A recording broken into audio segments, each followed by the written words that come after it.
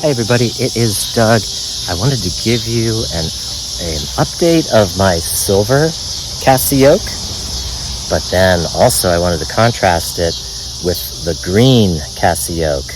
And this is actually my girlfriend Tamitha's, but I was like, oh my gosh, when she got this, I was like, I almost wanted to get rid of this to get that.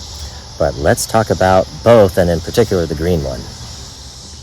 So the Casiopes are absolutely, well, the metal Casiopes, in my opinion, are absolutely fantastic watches. So this is the GM2100 instead of the GA2100. I think it's just the regular Cassiope, the one that's just all plastic.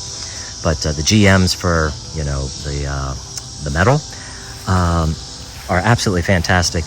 One neat thing about this green one is that the metal is like a black, has a black finish to it. So it's really kind of, it's just very, very sharp. And then of course, if you're contrasting that to the silver one, of course it's a silver. This is freaking awesome. I mean, this is so classic looking. It really does look a lot like, or remind you a lot of a AP Royal Oak.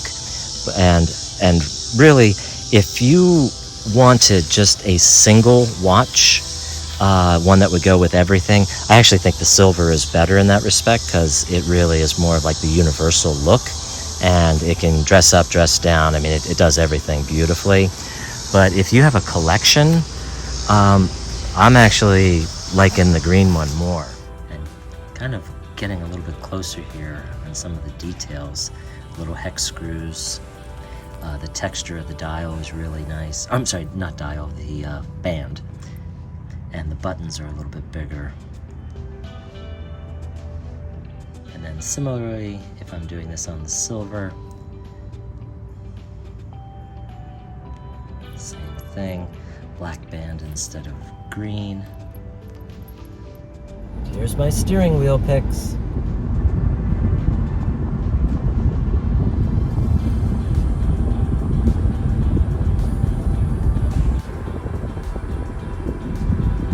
And as always, I like to do shots from a little bit of a distance, always in natural light. So I know, and I've actually had a lot of nice comments from all of you, so thank you so much. But I like to shoot in natural light so you can really see what the watch looks like. But another thing that I like to do, and I stole this off of Hafiz and his watch reviews, because he does a lot of shots from a little bit of a distance, so you can see how the watch wears on a person, which I think that actually helps give you a better indication or feel for how the watch really is, like the height of it. And for reference, my wrist is 7¼ inches or 184 millimeters. So here's the green one on my wrist. And for comparison, here's the silver. I think these are both 44 millimeters across. And I think they're like 11 millimeters tall. So very, very svelte, still super sporty, but not too tall, not too crazy. You know, so many G-Shocks are so thick. These are really a much, much more elegant G-Shock, plus all the toughness.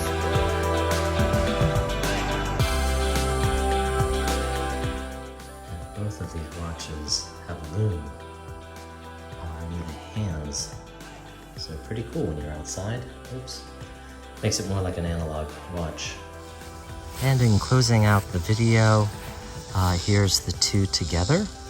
And I wanted to just say thank you all so much for watching my videos. And it's funny, I just do this for fun. You know, I'm not a watch YouTuber or anything like that. But I actually went over 1,000 subscribers, which blows me away. I mean, it's just like, holy cow, there's a bunch of watch geeks out there like me. And you all had such nice comments and everything. So I wanted to truly just express my gratitude to all of you for watching my crazy videos. And I hope some of these help if you're thinking about, you know, purchasing like one of these watches. Hopefully, you know, it gives you a better idea and helps you determine if it's, yeah, hey, I want to buy one of these or maybe not. So I hope you're all doing well. Take care, and I look forward to making another video for you. Bye.